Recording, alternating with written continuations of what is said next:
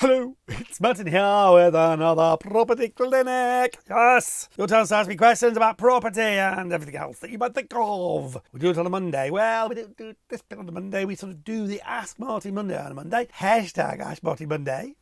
Yes, on the TV Martin Roberts, which is my Twitter. Absolutely, make sure you like this video. Make sure you subscribe if you're enjoying this rubbish. And you'll get to know about it. It'll drop into your inbox with a ping if you set the little pingy thing. My mum, right. You know, this was years ago, okay, when telephones, you didn't have mobiles, right? It was the telephone in the hall, and it was one of those ones with a kind of like a big round dial on it, and the telephone thing on the top, you know, you sort of get them every now and again.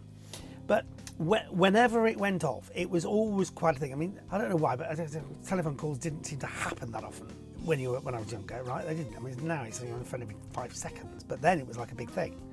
And so when the phone rang, it would be ping, ping, ping, ping, ping, ping. And my mum would answer it in a completely different voice to her normal voice. Did your parents ever do this? Do you do this? So she'd say, they should be talking, because she spoke nicely, but she'd be like, blah, blah, blah, hello Martin here, blah, blah, blah, what you want for tea tonight, love? I'm going to cook fish and chips for your dad. The phone would go, and she'd go to the phone and go, hello? This is Warrington 63125. And that was our number. I still remember it. Isn't that amazing? Where's that gone from, right? I looked at him and went, wow, Mum, you're suddenly very posh. So, right, wow. So, you know what? Actually, you know what? That's just reminding me. I'm staring here. And on the wall in my office here, I've got my mum unfortunately died about 18 years ago. And, way too young. But on my wall, I found an old recipe for Christmas cake that she used to make. I used to love my mum's Christmas cake. So I've got it framed and it's in her writing and it sort of makes me feel close to her. And it just made me think, once I finish this, I'm going to go make a Christmas cake. Because it's about that time of year, isn't it, when you make Christmas cakes? Now, who goddamn well knows what's going to happen at Christmas this year? You know, will it be cancelled? Will it be, you know, socially distant? It probably will be, oh, for God's sake. But anyway, so I guess we've just got to try and make the most of it. And so if I've got a nice Christmas cake, the type my mum used to make, maybe life would be better. So anyway, whatever happens, I hope you have a great Christmas. Zygomatic gets there. Oh no, the first question. Should I sell up and move to a bigger house, nicer area, and take on a bigger mortgage? Or stay in my small house, not an amazing area, but a very small mortgage with only 7 years left on it? We will need to borrow about 25k to do some home improvements if staying in the small house. Well, you know, I can't advise you, I'm not a financial advisor, okay?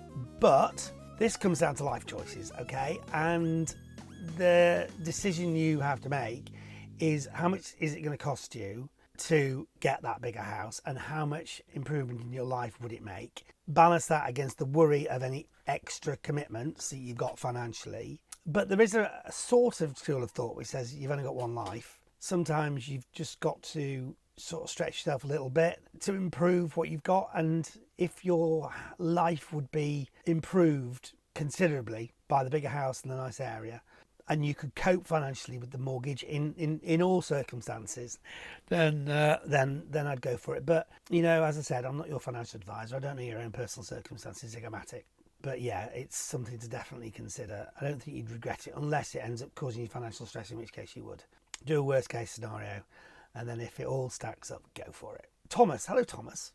My partner, it's for her 40th birthday on Wednesday, is it? Okay, this was a few Wednesdays ago. She's a huge fan of you and the show. Would you be able to wish her a happy birthday? Well, I will. I don't know her name, but for now, we'll call her Sugarfloat. Happy birthday.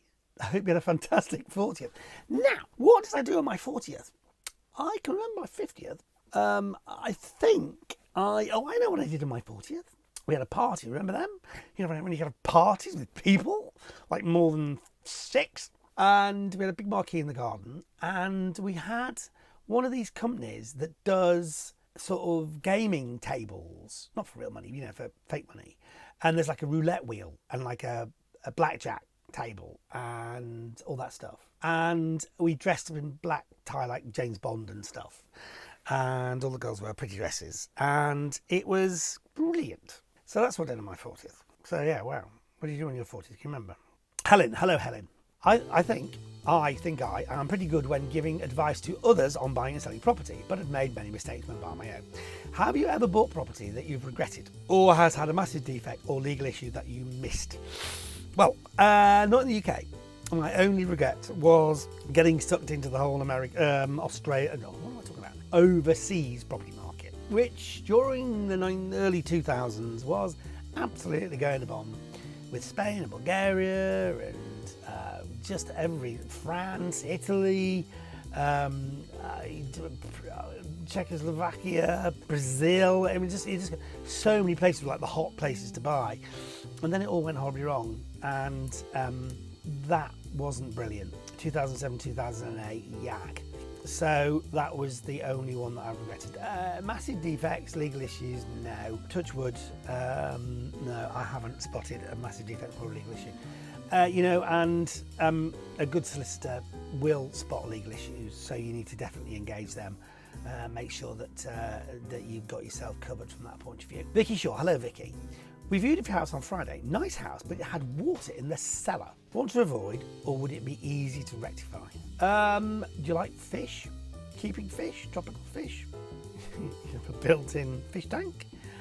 A lot of cellars do have water in them. They're damp. And it's not ideal, but it's not necessarily a deal breaker. So I would say find out where the water's coming from. What you don't want it to be doing, most importantly, is undermining the foundations. It's seeping into the ground underneath the house, because that then could cause subsidence and all sorts of stuff. So you definitely want to get that checked out. You can get cellars really well sorted out. There's companies out there who will convert cellars into really nice living spaces for you. Tanking systems where they put plastic sheets and things on the walls and on the floors and pumps to pump out all the water. From my experience, older houses, they generally knew what they were doing, and they normally had a way for the water to get out if it got in. So it will all be fine if the water has a way to get out. If it doesn't, then that could be an issue. You're also going to make sure that it hasn't sort of caused the floorboards to rot or the joists to rot. So I would definitely get in somebody who knows what they're talking about to check it out. I wouldn't necessarily say it's a no-go area, but just, yeah, definitely something to check out. Okay, Jessica Nichols. Hi, Martin. Do you listen to any property podcasts? And if so, which do you recommend? Now, I don't actually listen to many podcasts. It's a sort of genre that has kind of passed me by, although I do actually do a podcast which is basically me and my best mate Dave just shooting the breeze. So if you check out DIY Dave, Martin and DIY Dave, I haven't uploaded a new one for a while, which I think you've got to do, haven't you? You've got to do it regularly, otherwise there's no point. So I do actually have a podcast. But that said, I don't really do it a lot, and in the sense that it's not one of your traditional podcasts, I don't think. So I don't listen to a lot of property podcasts, but I think I need to do more on my DIY Dave one. And if more people are interested, then I will.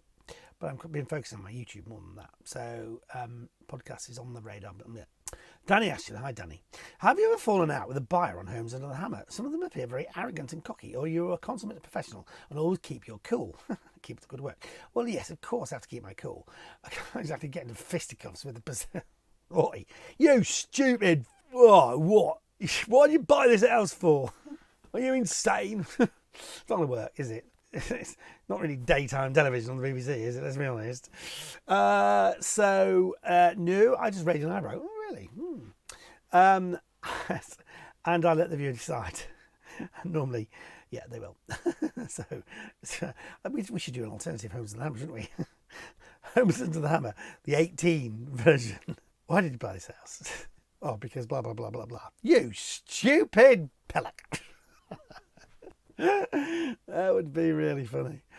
Okay, maybe that's one for comic relief. Okay, Christopher Peacock. Hello, Christopher. Does Dion Dublin ever brag about the properties he went to getting a better yield for the developers than the ones you went to? I imagine he keeps some sort of a chart. Do you think so? Do you think he's got better things to do? No. Strange enough, we don't brag about who's got better yield. Yeah, that would be funny. No, we don't. Oh boy. Here's a great question. Hello, I am Matthew. Hello, I am Matthew. You're leaving a productive meeting at the BBC one evening, and you are met by Michael Barrymore and Ainsley Harriott, who want to duff you up in the car park. You can choose one of the following to help. Who is it and why? Nick Knowles, Eamon Holmes or Bill Oddie? Hello, I am Matthew. You are a star when it comes to asking questions, aren't you? Where on earth did this one come from? Well, Bill Oddie. Yeah, I remember him from the goodies. Absolutely fantastic. Now, didn't they have a thing called Eki Thump, where they had some sort of a martial art, where they'd hit each other with sausages or something? Do you remember that, Eki Thump? It was like a martial art of Yorkshire. That's come back into my brain from somewhere. I don't know where that was stored. So he might work. Eamon Holmes, good lad. He's Irish, I think. Yeah, I think so. Probably quite feisty, so he might help. I think Nick Knowles would pack a mean punch. So I'd probably, out of the three, go with Nick. I just hope he didn't say DIY. Duff him up yourself. Bob. Hello, Bob. Hi, Martin. Have you ever had an accident while filming? As some of the floors look pretty awful in some of the houses you visited. Yes, I have fallen through a lot of... I've fallen through a lot of floors. Claws? And yeah, we normally leave it in. Normally, I tell the cameraman if I think it might happen. I'd say to him, just keep on filming, or her, keep on filming whatever happens. Because I've got a feeling something fairly dramatic is going to happen. And then I fall through the floor. And we film it. So there's been at least 2 or 3 occasions where we filmed that on camera. And it's always very funny. This question. Nay, Nade. If you were a cake, which would you be and why? It's cake. You know what? I mentioned fruitcake at the start. So with all the connotations in the world, I'll be a fruitcake. Yeah, why not? Talking of which, by the way, not being a fruitcake, but I don't know if you saw the article in the Times, no less, Bricks and Mortar, a few weeks ago, where they were reviewing Homes Under the Hammer and saying that it's a big hit with millennials. So 18 to 35-year-olds love the show. Well, that's brilliant news. Apparently it's more popular than Game of Thrones and About Eve with that age group. Well, thank you. If you're in that age group, you enjoy Homes Under the Hammer. Yes, brilliant. The article in it, I was described as ruggedly dishevelled. A ruggedly dishevelled property developer, Martin Roberts. Well, I'll take ruggedly dishevelled. I think that's quite good, isn't it? I go out rugged, lumberjack. I wear a lot of these shirts. Lumberjack works. Dishevelled, well, is what it seems to me. I think of Columbo. He was dishevelled, wasn't he? Always got the bad guy. So yeah, I'll take ruggedly dishevelled. That works. But anyway, nowadays I'd be a fruitcake. Thank you very much. Probably am. Matthew Utley. Hello, Matthew. Love the show and your work. Thank you. What area or country would you choose to retire to live out your days of leisure in the future? Would it be Cornwall? Well, Cornwall's beautiful. I'm probably more a Devon person, only because it's a little bit close to where I live at the moment and family and all that kind of stuff. So I love Devon, and Cornwall's beautiful. Devon, awesome. Dorset, amazing. Parts of Somerset, well, lots of Somerset, in fact, most of Somerset, amazing. So Dorset, probably Dorset or Devon. Coast, basically. Really, really love the idea of living by the sea, and yeah, so that's probably I would go for. Ness Norm, hello Ness. I'm looking for a 2 to 3 bed character property with big garden in a nice village somewhere not too far south of the M4. Okay, is this achievable for a budget of 300k? Yeah, I would have thought so. So which bit of the M4? Because that could be Reading, or it could be, well, Reading isn't south of the M4, is it? Could be Windsor, so you're not going to get much for Windsor for 300 grand, but M4 goes all the way to Wales, so you're going to get quite a lot in, parts of Wales that are south of the M4. So I'm not quite sure what you mean, but yes, I would have thought in lots of the areas along the M4 corridor, south of that M4, if you're willing to do a bit of work on the property, you should be able to pick up something very nicely for 300k. Toby France. Hello, Toby. Would you be up for a spoof of Hammer versus Staff? Let's Flats as part of comic relief or a similar noble cause? It's crying out to be done. Completely agree. I have to say, Staff Let's Flats. Not really too afraid with that one, but I think we definitely should do a spoof of Homes Under the Hammer for comic relief next year. In fact, we were going to do one. I did have preliminary conversations with Johnny Vegas about doing one, and we never finalised it. But I think that's something we should definitely consider. So yeah, look out for it. Final question from Catherine. Hello, Catherine. My partner wants to keep the old underlay when we get our new carpet, but it's 20 years old. Do you think the underlay should be replaced? Thanks for reading. Well, it really depends on what condition it's in, to be fair, but it's usually underlays made of rubber, and rubber will disintegrate over time. I know that good underlay costs almost as much as carpet does, but it will make the carpet last for longer, and it will make the whole thing feel nicer underfoot. I think you've just got to take a judgment call when you take it up. What kind of condition is it in? And then make that choice. Okay, great. So there you go. There were your questions. Hope you enjoyed that. If you did, then like this video, subscribe to the channel, and don't forget it's hashtag AskMartinMonday on a Monday on my Twitter, which is @TVMartinRoberts. I'll be back with more stuff for you next week.